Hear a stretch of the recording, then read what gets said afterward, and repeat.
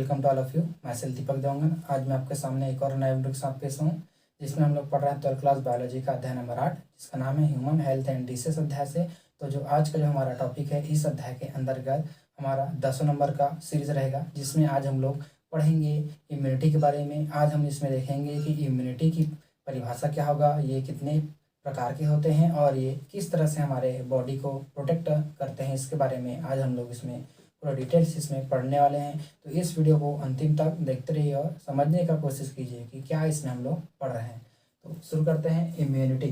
तो इम्यूनिटी के बारे में आप लोगों ने बहुत ज़्यादा भी सुने हैं। जब से कोरोना के जो केसेस हमारे पास आया है, उससे हमको बहुत ज़्यादा सुनने को मिला है कि इम्यूनिटी, या आपके जो टीवी है उसमें एडवर्टाइजमेंट आता है इम्यूनिटी बूस्टर या इम्यूनिटी गेनर, ऐसे करके बहुत ज़्यादा एडवर्टाइजमेंट आते हैं, जिसको पीने से हमारा इम्यूनिटी बढ़ेगा, बिल्डअप होंगे, ऐसा करके इसमें देखने को हमको मिलता है।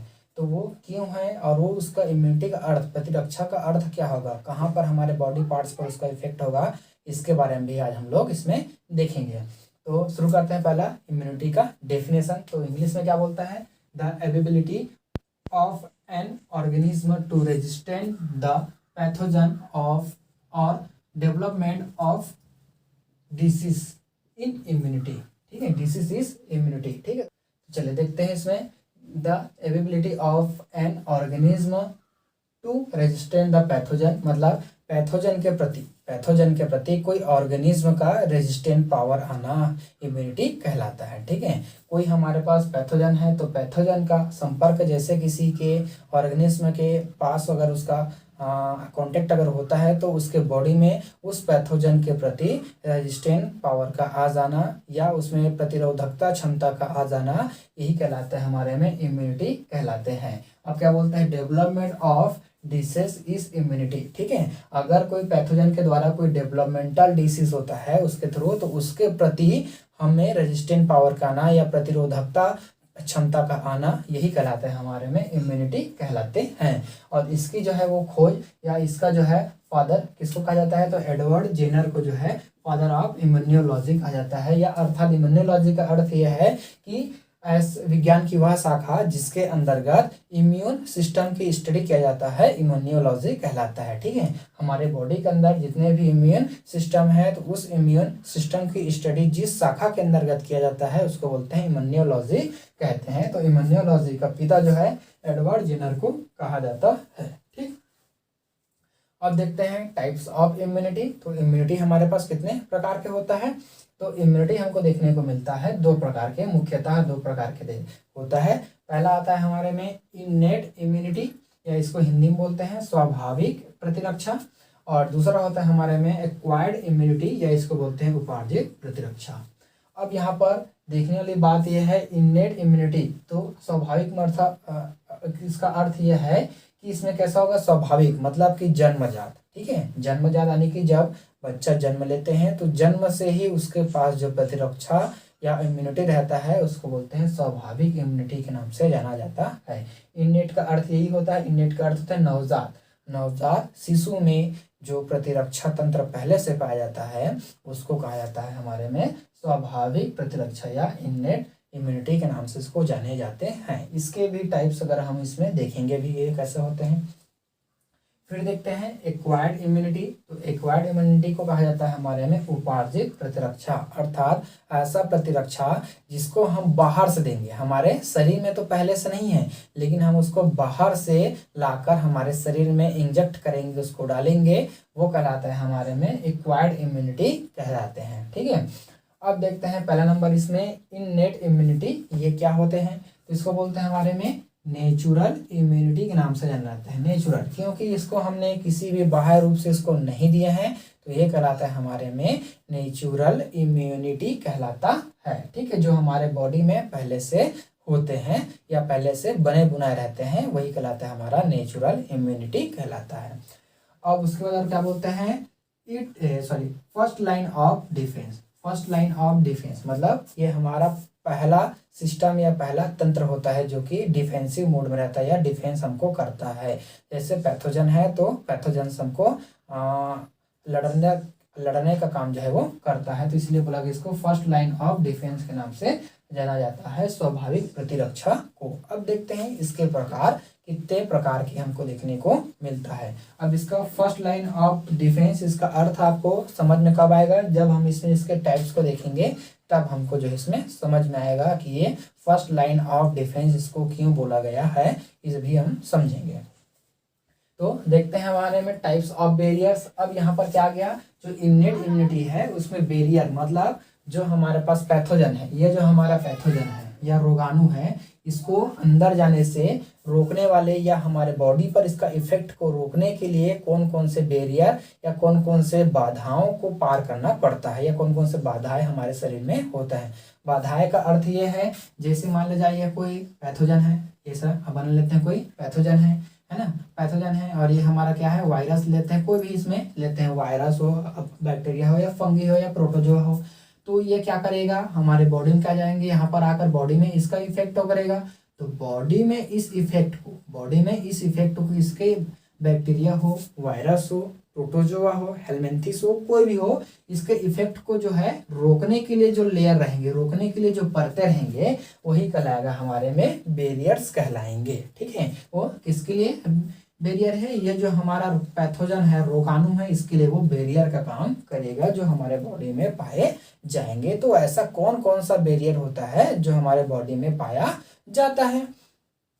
तो पहला देखते हैं इसमें फिजिकल बैरियर देखेंगे। फिजिकल बैरियर मतलब भौतिकी रूप से बैरियर हमें किस तरह से पाया जाता है। तो भौतिकी का अर्थ ये है, आपको सीधा सा समझ सकते हैं, भौतिक मतलब जो आपको ऊपर से दिखाई दे, वो हमारा भौतिक है। जैसे कि हमारे में क्या बोलता है, स्किन, जैसे कि हमारे में क्या है, स्किन हमारा कैसा है, ऊपर में रहता है, भौतिकी रूप में ऊपर में दिखाई देता है। तो सबके में स्किन रहता है, ऐसा है क्या कि कोई बिना स्किन के पैदा होते हैं, सबके में स्किन होता है। ठीक है, तो सबके में स्किन होते, इननेट हुआ, जन्मजात हुए मतलब जब बच्चा पैदा हुआ उसके साथ ही वो हमारा स्किन उसके साथ ही आया है, ऐसा कोई बाहर से नहीं आया है। तो ये हो गया हमारा, ये है स्किन। तो स्किन भी हमारा कैसा है, बैरियर होता है। कौन सा बैरियर, फिजिकल बैरियर जो है होता है स्किन। अगर कोई पैथोजन हमारे हाथों पर या हमारे जो स्किन है वहां पर इफेक्ट करता है, तो उसको जो है मारने का काम जो है, या यहीं से उसको जो है बाहर फेंकने का काम कौन करता है, स्किन करते हैं। ठीक है, और अगर स्किन से अंदर जाएगा तब उसके लिए अलग अलग लेयर और हमारे पास है, लेकिन अभी तो हमारा फिलहाल स्किन को देख रहे हैं। तो ये स्किन भी हमारा बैरियर होता है पैथोजन को अंदर जाने से रोकने के लिए। ठीक है, फिर देखते हैं हमारे पास mucus coding found on epithelial layer. ठीक है, म्यूकस का जो है इसमें कोडिंग होता है। म्यूकस का कोडिंग अर्थात क्या, जैसे कि हमारे जो सेल होते हैं, मान लिया जाए ये हमारा, जैसे कि हमारे सेल होते हैं, ऐसा सेल होते हैं, तो सेल के अंदर भी कुछ इस तरह से यहाँ पर जो है कुछ लेयर नुमा स्ट्रक्चर ऐसा इसमें पाया जाता है, जो कि यहाँ से जो है लिक्विड का द्रव का जो है म्यूकस द्रव का सिक्रेशन करते रहते हैं। ठीक है, तो इसमें क्या होगा, mucus coding found on epithelial layer. ठीक है, तो हमारा जो एपिथेलियल सेल है, तो हमारा एपिथेलियल सेल है, तो एपिथेलियल सेल से चिपका हुआ हमारा म्यूकस का लेयर इसमें पाया जाता है, जो कि किसी पैथोजन के इंटर होने के बाद, पैथोजन अगर इंटर हो गया, स्किन के बाद वो इंटर हो गया, तो उसको किल करने का या यहाँ पर उसको मारने का काम जो करेगा, वो कहलाएगा हमारे में म्यूकस का जो है वो काम होता है। और म्यूकस का अर्थ तो आप लोग समझते हैं, चिपचिपा सा लिक्विड होता है जिसको बोलते हैं म्यूकस। ठीक है, फिर उसके बाद ये कहाँ पर होते हैं, तो इसके लिए हमारे पास है रेस्पिरेटरी ऑर्गन। तो रेस्पिरेटरी ऑर्गन भी हमारा क्या है, फिजिकल बैरियर होता है, वहां पर भी अगर वो जाता है तो उसको मारने का काम भी इसमें करते हैं। फिर उसके बाद है नेजल पैसेज। तो नेजल पैसेज पर भी इसमें उसका किलिंग होता है पैथोजन का। साथ ही साथ है आपका डाइजेस्टिव ट्रैक्ट। डाइजेस्टिव ट्रैक पर भी इसका जो है म्यूकस के कोडिंग के द्वारा इसमें जो है हमको क्या मिलता है, इसका पैथोजन को किल करने का काम करता है।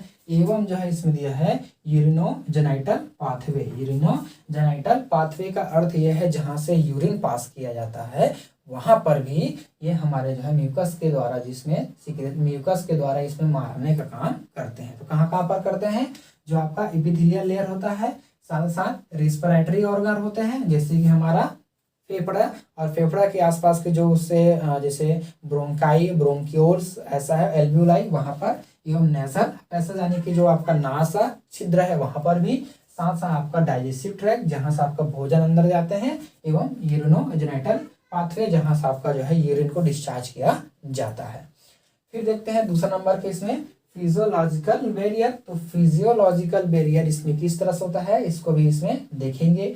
तो इसके लिए हमारे पास देखते हैं क्या बोलता है, substance produced in various physiological process in the body.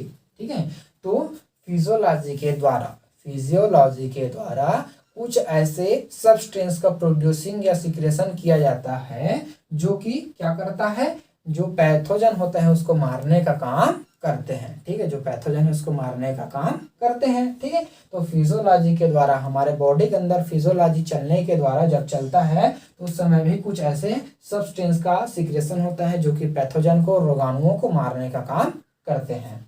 और कहाँ कहाँ पर ये होता है तो देखते हैं यहाँ पर, ये है एसिड प्रोड्यूस्ड इन स्टोमच। ठीक है, एसिड का प्रोड्यूसिंग होता है, एसिड का फॉर्मेशन होता है कहाँ पर, आपके स्टमक पर। अगर बाय द वे आपके पैथोजन जो है आपके स्टमक में अगर चला गया है तो स्टमक में जाने के बाद वहाँ पर जो एसिड रहता है, HCl रहता है, तो HCl के द्वारा भी उसको जो है नष्ट किया जा सकता है, वहाँ पर उसको मारते हैं। उसके बाद बोलता है आपका saliva in mouth. Saliva in mouth यानी कि आपके लार, तो लार के द्वारा भी इसको नष्ट किया जाता है। फिर साथ साथ आपका टीयर्स, टीयर्स मतलब ये आंसू। अब आंसू भी कैसा होता है, तो आंसू भी एक प्रोटेक्शन के लिए रहता है। जो हमारा आइस है, आंख है, उसके प्रोटेक्शन के लिए हमारे पास क्या पाए जाते हैं, आंसू होते हैं, जो कि उसके ऊपर लेयर का फॉर्मेशन वो करते हैं और उसको साफ करने का काम करते हैं, आंखों को साफ करने का काम करते हैं। अगर आंसू नहीं होते तो आपके जो आंख है उसमें बहुत सारा डिसीज हो सकते थे। ठीक है, तो आंसू भी उसको साफ करने का काम करता है। फिर आता है हमारे में बाइल, रहता है हमारे पास बाइल, मतलब आपके जो पित्त रस होते हैं उसके द्वारा भी इसको मारने का काम इसमें करते हैं। ठीक है, और इसका फॉर्मेशन तो लीवर में होता है, लेकिन ये कहाँ पर होता है, बाइल जो ब्लीडर होता है वहां पर इसका ये जमा होते हैं। फिर साथ साथ आपका जो है लाइसोजोम, तो लाइसोजोम भी उसको मारने का काम जो है करते हैं। अब क्या बोलता है, prevent the entry and growth of pathogen. ठीक है, तो पैथोजन के जो है एंट्री और उसके ग्रोथ को जो है वो प्रिवेंट करते हैं, यानी कि रोकने का काम करते हैं। ठीक है, तो ये हो गया हमारे में दो आपका फिजिकल बैरियर एवं जो है फिजियोलॉजिकल बैरियर। ठीक है, अब देखते हैं इसके बाद तीसरा नंबर का इसका सेल्यूलर बैरियर के बारे में कि सेल्यूलर बैरियर क्या होते हैं इसके बारे में देखते हैं। नाम से स्पष्ट हो रहा है, सेल्यूलर बैरियर अर्थात जो है सेल के द्वारा इसमें बैरियर का काम इसमें किया जाएगा, या सेल के द्वारा कुछ ऐसे चीज का प्रोड्यूसिंग किया जाएगा जो कि पैथोजन को अंदर आने से, या अगर वो अंदर आ गया है तो उसको वो मारने का काम इसमें वो करेंगे। तो इसके लिए हमारे पास सबसे पहले आता है हमारे पास आर्मी। आर्मी मतलब कि WBCS, हमारे शरीर की आर्मी, ये क्या करता है, उसको मारने का काम या किल करने का काम जो है वो करते हैं। साथ साथ इसमें देखते हैं हमारे पास PMNL, इसका फुल फॉर्म होता है पॉलीमॉर्फो न्यूक्लियर ल्यूकोसाइट के नाम से इसको जो है वो जाना जाता है। ठीक है, पॉलीमॉर्फो न्यूक्लियर ल्यूकोसाइट के नाम से इसको जाना जाता है, जो भी एक प्रकार का पैथोजन को मारने का काम करते हैं। साथ साथ इसमें आता है ये न्यूट्रोफिल, ये जो हमारा क्या बोलता है, पॉलीमॉर्फो न्यूक्लियर ल्यूकोसाइड है, एक प्रकार का न्यूट्रोफिल होता है, जो कि क्या करता है, जो पैथोजन है उसको मारने का काम इसमें करते हैं। फिर उसके बाद आता है हमारे पास मोनोसाइट हो गया, फिर है आपके पास माइक्रोफेज, तो ये सारे जो है आपको मारने का काम इसमें करते हैं। और साथ साथ कुछ किलर सेल हमारे पास पाए जाते हैं, जैसे कि B और T लिम्फोसाइट सेल, B और T लिम्फोसाइट सेल, जो कि कहाँ पर इसका फॉर्मेशन होता है, तो इसका फॉर्मेशन आपके बोन मैरो के अंतर्गत होता है, अस्थि मज्जा के अंतर्गत इसका फॉर्मेशन होता है। फिर उसके बाद देखते हैं चौथा नंबर है साइटोकाइन बैरियर, देखते हैं। तो साइटोकाइन बैरियर का अर्थ है इसमें क्या होता है, cytokine are antibody less protein. ठीक है, साइटोकाइन क्या होता है, एंटीबॉडी लेस प्रोटीन, या इसमें एंटीबॉडी जो है वो नहीं पाया जाता है, लेस वाला रहता है। ठीक है, अब क्या बोलता है, which are release by cell after coming in contact with antigen. ठीक है, तो जब इसमें कैसा होता है, जैसे इसको डायग्राम के थ्रू थोड़ा सा समझते हैं, तो इसमें क्या बोलता है, ये हमारा सेल है, ये हमारा सेल है। अब ये जो सेल है इसमें वायरस का इन्फेक्शन हो गया है। ठीक है, वायरस का यहाँ पर क्या बन गया है, इन्फेक्शन हो गया है। तो वायरस के इन्फेक्शन होने के बाद ये हमारा दूसरा सेल है, इसमें वायरस का इन्फेक्शन नहीं है, तो इसके बीच क्या आएगा, इंटरफेरॉन जो है वो आएंगे, है ना। इंटरफेरॉन आएगा तो इंटरफेरॉन क्या करता है, एक प्रकार का प्रोटीन रिलीज करता है, जो क्या करेगा, जो सेल में पहले जो सेल में वायरस नहीं है उसको इस वायरस के प्रति जो है तैयार करके रखता है। ठीक है, क्या बोला मैंने, इंटरफेरॉन क्या करेगा, यहाँ से एक प्रोटीन रिलीज करेगा।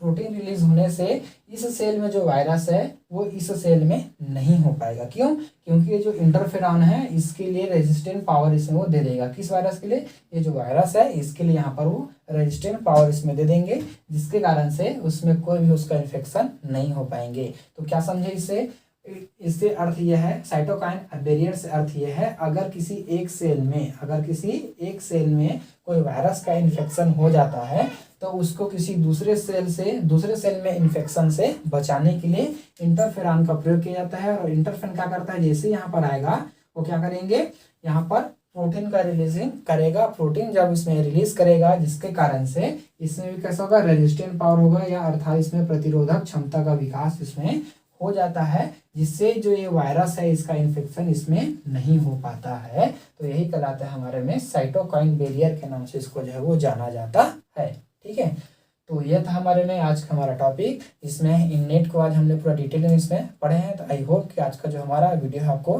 पसंद आया होगा। तो देखते रहिए हमारा यूट्यूब चैनल। धन्यवाद, थैंक यू।